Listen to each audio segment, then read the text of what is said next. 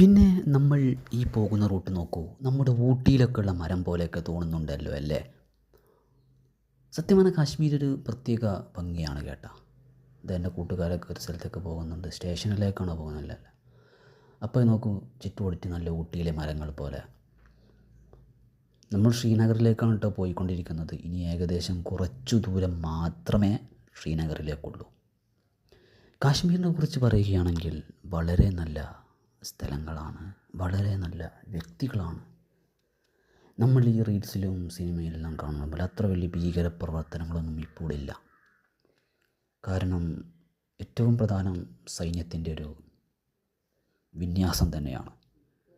നമ്മുടെ CRPF ആണെങ്കിൽ PSF ആണെങ്കിലും ഒക്കെ നല്ല രീതിയിൽ തന്നെയാണ് കാശ്മീരിൽ നിലയുറപ്പിച്ചിട്ടുള്ളത്.